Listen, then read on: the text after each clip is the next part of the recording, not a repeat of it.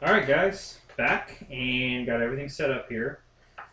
Looks a little bit daunting. I know. Don't be too scared. I have a little bit that I have spawned, brought into the play here.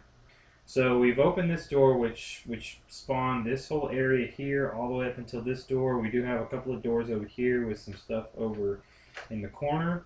We brought some enemies out. We have some zombies, some armored zombies. What are these guys? Dwarf Revenants is what these are called. More zombies, a Dwarf Revenant, and this big guy, a zombie troll. This is actually the first time we see one of the larger creatures in this game. So a little bit different movement. I think I looked that up. They can move forward and backwards and forward diagonally, but they can't move backwards diagonally, so they would have to move like here and then like this. It'll be interesting. So okay, with that, we got the door open and we have our heroes here. This would be the first one that acted on that turn, and I think that was they only did the break ward, which is a minor spell. And they can cast up to 2 minor spell in one turn. And I think what the first thing is they're seeing that big zombie troll over there, so they're like, whoa, don't like that guy. So then I want to try another minor spell on it, and maybe just throw in the Flame Bolt at it. Flame Bolt is a long range spell, and it definitely has line of sight. Don't have anything blocking, no doors, no pathways, but more definitely fine on range. So it's going to use Flame Bolt, which is a 2 dice magical attack, but he might want to use some of the energy crystals here, which is going to hero's additional 2 dice when casting a spell that uses dice. So we're going to go ahead and burn one of these. So we're going to roll 4 dice total. And what's the armor on those? The armor is going to be 4. I tell you what, we're going to go ahead and burn 2 of these. Only 1 crystal may be used per... Okay, never mind. So we're only going to use 1. So we're going to roll 4 dice with this attack. And the zombie is going to get his 4 combat dice. And anything that's a 4 or less is going to be discarded. Wow. Keep it. Okay. So I rolled a 5, a 4, a 2, and a 2. This 4 is discarded. But we have a 5, a 4, a 3, and a 2. So he definitely blocked all my hits. You know, this is gonna be pretty difficult, I think. I don't know. Let's see how I'm gonna deal with that. That's gonna finish out his turn. And finally the I didn't want to do these. Everybody should be ready. Okay, so we finished out his turn. His Flame Bolt's been used, so we're going to move that 90 degrees, or 45, sorry. And now we're going to go ahead and activate our first Overlord card here, which is an Interrupt. It's going to be good to use 3 models for this one. So their focus is going to be spellcasters and those that are unarmored. And again, unarmored is a hero with 1 or 2 armor, but the thing is we only have 1 spellcaster, which is going to be the wizard, and there's nobody else that's spellcaster is already unarmored, so he's got the highest threat. And the orders to pin is going to be moved so that as many heroes as possible are in the front arc of 1 or more of the Overlord's models. When all the heroes are in at least the 1 front arc, start doubling up, spread the attention as evenly as possible to pin all the heroes in fights. Okay, so we're going to activate, we have to activate 3 models, and looks like with this, the zombies move 4, 1, 2, 3. This one can, this one can, this one cannot, 1, 2, 3, 4. This one can't carry out that order. And I don't think anything can carry out the order except for this one. This one can't even move, and it can move like here, but it's not enough to fill that order. So The other two models are going to fall into a support mode. Support's going to be basically raising these or doing archery shots, but we don't have any ranged on the board, so we're basically going to be raising two of these. So we'll do this one first. We'll go 1, 2, 3. And since we moved in the front arc, we're going to go ahead and use the final action of this one to go ahead and do the attack.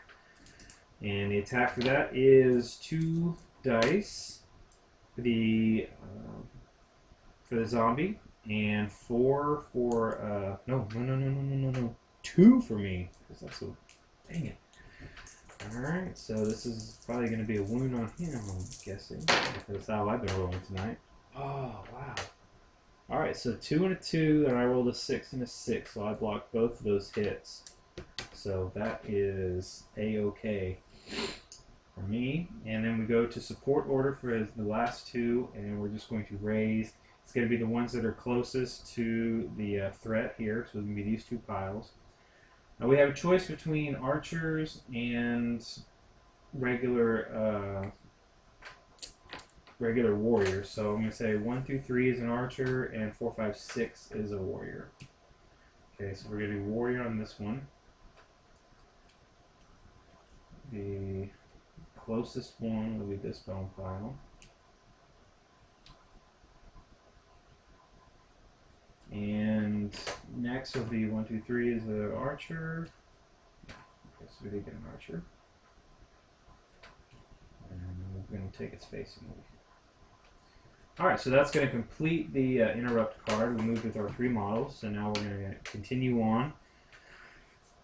And I don't like that zombie there in front of me, especially with the wizard.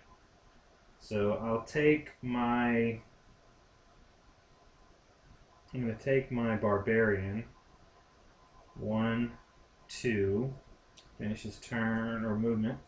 Go ahead and attack the zombie here, and for each time the hero is the attacker in a fight, he may reroll 1 dice that fails to beat the defender's armor. So you got to remember that. You get 5 dice, and they get 2. And they have an armor of 1. Okay, so I think I didn't have any problems getting it this time. So 6, 6, 5, and a 4. 6, 6, 5, 5, 4. And they rolled a 6, so they blocked this one, and then they still had 4 hits come in, so that one did definitely kill the zombie. Okay, so that's going to finish the barbarian's turn out. So we flip our next card. No interrupts, so now we move on. We have Dwarf Fighter and Elf Ranger left. I'm going to have to get off that bone pile to move that Archer at some point. However, I don't know, I don't like moving that wizard in there. The Dwarf can move 6. The only way I get in is coming in at the angle here, so 1, 2, 3, 4, 5, 6. I could bring him 1, 2, 3, 4, 5, 6. Definitely put a little tank in front there. And I'm going to leave him there just so he can try to soak up damage from my other ones here. So it's going to finish him. Flip our next card over, and we have no interrupts. So now we have the Ranger left. I still don't want to move him. I don't want to move him, but I know I'm going to have to try to get some of these, some hurt in on these guys. So take 1, 2, 3, 4, 5, 6, and I'm actually going to stay there. So I don't want to put myself right in the line there for that troll. Alright, so he's done. So now the Overlord's going to get 2 cards. Okay, first one, they're going to act with the scenario numbers, and that one was 2 commands. Okay, so it's going to do 2 models. They're going to be looking for the armored and the weakest. Armored is 4 and 5, and weakest is the hero that is currently the most wounds. So we only have one that has the most wounds, and that's our fighter. And of course, that's armor 4/5, so they're going to be going after the dwarf fighter, the one right in front. So they're going to be surrounding. And again, surrounding is move to block the exits for the heroes, but without moving adjacent to them. There's only one exit, and that's all the way over here, unless there are these over here. So move to block all exits for the heroes, but without moving adjacent to them. Okay. So we have 2 that can activate. This one's already fulfilled that to block the exit, but without moving adjacent to it. So I mean, maybe it can move here, which is legal. That would be the first one. The second model to move adjacent to block an exit would be this one. It would move here. Nope, that's moving adjacent to it. Okay, so it can't move up to do that. It can't move. That thing can't move anywhere. The ranger can. So 1, 2, 3. So it could be here, causing that. Okay, good. That'll finish that one out. So those 2 numbers, and now we use this card. We'll activate with a number that's on the card. Their threat is unarmored and wounded. Unarmored would be an armor value of 1 or 2, and wounded, that would be none of them. So we have like 3 choices that they could go for, of unarmored or wounded, and their order is to pin. Pinning is move so that as many heroes as possible in the front arc of one or more of the overlords. How would they even get the first one that has an armor value of 2, 1 or 2 would be the these 2 back here. I guess if they get to the if they can get to the ranger, then they can. So this one is possible. 1, 2, 3, but he would have to stop here. He would be in the front arc, so he can't carry out that order. So it's gonna go to support. It's the only thing, unless no, that one's already active during the overlord turn, so I can't do that one anymore.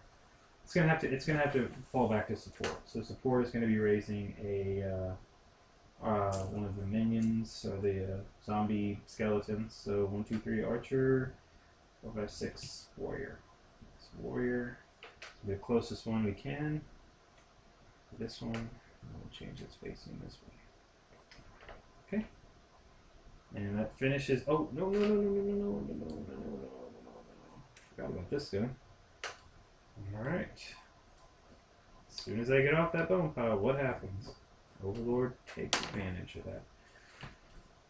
Okay. That finishes all the Overlord turns.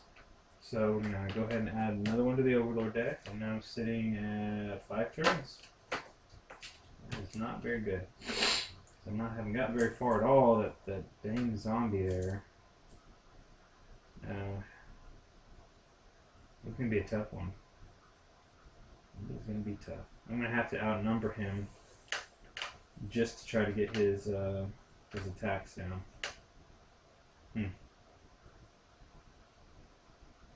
Alright. Well, let's see. Fire everybody back up. Right. So, Roaring the Dwarf Fighter. Let's see what he's got. He's got 2 battle potions. This gets plus 2 dice for his next fight attack, up to a maximum of 6. Man, I could use that twice. Nope. It'll be 4, 5, 6. So I can use that once. I can get 6 dice on that one. It might be pretty good. I'm going to try that one. I might activate him first. 1, 2. So I'm now still in the front arc. The front arc is basically this whole area here. The only back arc in the enemy I can't even get to it. I mean, I can't go all the way around here, but I don't have enough movement for that, do I? 6, 2, 3, 4, 5, 6. I don't have enough movement for that, unfortunately. Okay. Well, so what I'll do is I'm going to go ahead and burn one of the battle potions, which is going to give me +2 dice. And so I will get 6 total.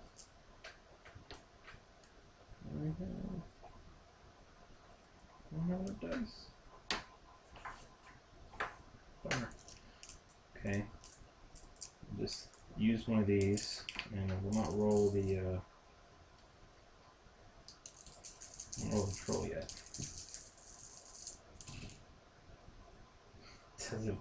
Doesn't. I probably won't even roll the troll. Look at that. I didn't get a single hit. Nothing. Waste. Alright. Well, I'm going to flip over first one. No interrupts. So we're going to move on. It was his turn. I'm going to have to move the ranger in. And what I'm going to do is I'll move him back, keep him out of the way. 1, 2, 3. Just facing this way. I'll take a shot at the zombie, but it ain't gonna do any good. 4 dice, and he gets 4 as well. Getting some really lucky shots. Okay, I got 2 5s, and this is 4 2s. Get discarded. Wow, I actually think that did it.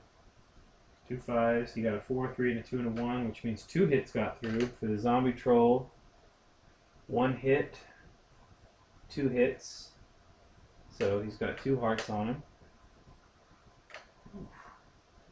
How much health does he have? He has 4 wounds. He's a large model, has the mob rule, and regenerate. Mob rule is, let's look at this stuff. I'm doing something wrong here. When a model with this rule is attacking, each other model with this rule that has defender in its front arc gives the attacker an extra die. So I don't think we have anybody else with a mob rule. No, we do. We have zombies. Okay, so we have to carefully do that. Regenerate. This ability has 2 effects. Firstly, when the model suffers any wounds, and before you determine if it's been destroyed, it rolls a single dice. When the model suffers any wounds, and before you determine if it's been destroyed, roll a single dice and roll 5 or 6. It reduces the number of wounds suffered by 1 down to a minimum of 0. Secondly, at the end of each round, roll a single dice. On each roll, on the roll of 5 or 6, the model heals 1 wound. What? Holy crap. When the model suffers any wounds, and before you determine if it's been destroyed, okay, the roll of 5 or 6, reduce the number of wounds suffered by 1. Alright, so we're going to roll, since it suffered 2 wounds, we're going to roll a single dice, hopefully not getting a 5 or 6. I have 2, so it does not regenerate that, but it still rolls regeneration at the end of the round. Alright. So that's really good. I'm glad the ranger got that. So end of the ranger's turn. So next card is no interrupt. So now we have the barbarian and the wizard left.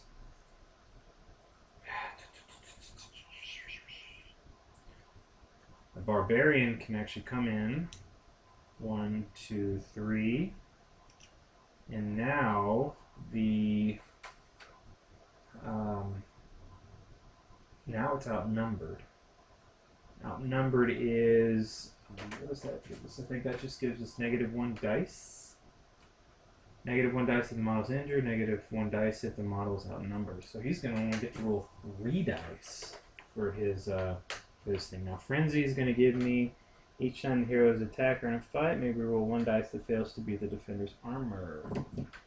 Cool. So we got 5 dice. And he's only going to get 3 because he's outnumbered. Okay.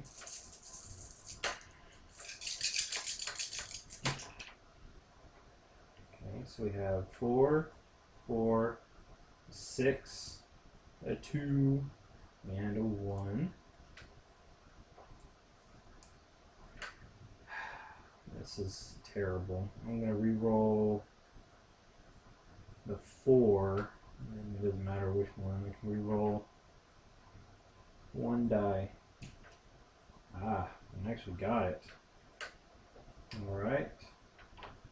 So he rolled a 4, a 3, and a 2. It didn't block my 2 hits. So that's 2 hits that came in on him. That actually may kill him if he doesn't regenerate. Okay, so that's 4 wounds. So before determined destroyed, I'm going to roll a single dice. And hopefully not 1 in 5 or 6. Got a 3. That means he's dead. That was awesome. So the troll has been destroyed. Surprisingly, it's destroyed. And that finishes the barbarian out. And we still have 1 left. Okay.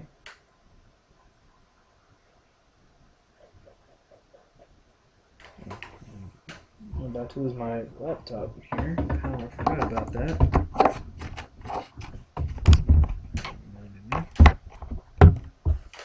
Alright, cool. Alright, so the next card is an interrupt. It's going to activate with 1 model. And it's going to be going for unarmored, which is armored 1 or 2, and the weakest, so those have been wounded.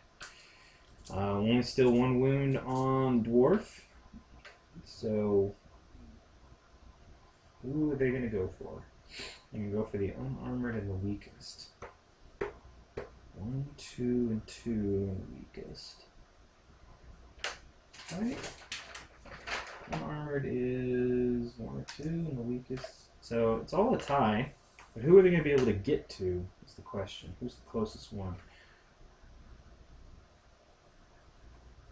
This one is going to be the closest one that they can actually get to and carry out that order.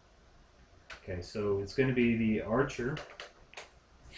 Is going to, oh, the order is to pin. Let's make sure we're doing this right. Move so that as many heroes are in the front arc of 1 or more of the Overlord's models. Okay. Well, the only thing he can do is move so he's in the front arc, so 1, 2. Not very smart for, oh, well, let's do this. 1, 2. So now he's in the front arc, but he's not outnumbered. So that's a little more logical of a choice to go for. And then the human wizard is the only one left. So we're going to move here 1, 2. And then I have to leave all these. I got so much to focus on here, guys. I apologize, but I'm pretty sure if you go back in the video, we've run back through these so many times. Flame Bolt suffers 2 dice magical attack. Or do I want to give him Burn, which is a 4 dice magical attack, which is a major spell. I might give him Burn. No line of sight required, may be used even in the front arc. So this is a short range, definitely have short range, so we're going to do 4 dice. And then, oops, and then it gets, the skeleton archer gets 2, but anything with a 1 will be discarded. Not too bad, not too bad. 6, 5, 3, and 2. Blocked my 6. He did not block my 5, didn't block my 3 or my 2, so that's 3 hits on him. So 3 hits takes him out of the game. Woo! Awesome. Alright, burn, so this has been used. This is a major spell, so it's going to be down. Now it is Overlord turn, so we're going to draw his 2 cards. First one, he's going to act with 2 models. And their threat is Spellcaster and the weakest. Spellcaster is going to be, of course, Denor. And their order is to attack. So who can carry, the 2 models that can carry out this order? Let's see, 1, 2, 3, 4. So we can carry out this order, and then this one can't. Oh, yeah, actually it can. We have 2 that can carry out the order. So we're going to carry out these on the Spellcaster. So 1, 2, 3, 4. Alright, we're still in the front arc of the character. So they're not gonna, nothing's gonna be taken off of that.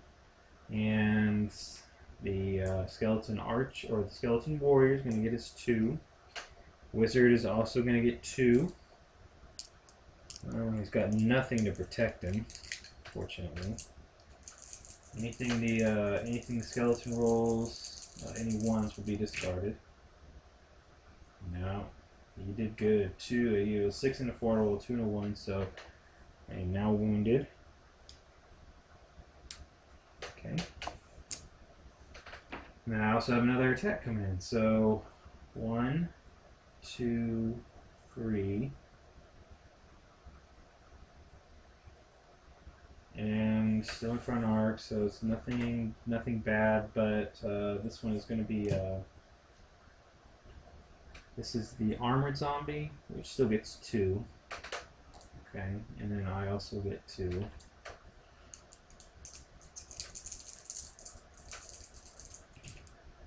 Did really good again. Now, I did block one of his hits, but it doesn't matter because any amounts of hits coming through is going to be there. So, 3 more hits. Human Wizard is not looking good, and that would win it for the Overlord to cripple one of the heroes, so I need to get him out. I have to get him some help here. So, oh, not done yet. That was only the first card. Second card is acting with 1 model. I'm going to go for unarmored. And 1, so that is, okay. And they're going to quest. No, nobody's carrying anything that's the quest item, so that's going to be ignored. The order of support, move models that are more than a single move from any hero towards the action. For magic users, this includes casting spells. For undead, this includes casting raised dead. We could move to get them into the fight, which these 2s have already moved. We can go ahead and move this one's more than a move away. So 1, 2, 3, 4. It's going to go ahead and finish. That'll finish him out. Okay. So that's the end of the Overlord turn. So we're adding here. 1 more turns left. And refresh that, and everybody gets their tokens back.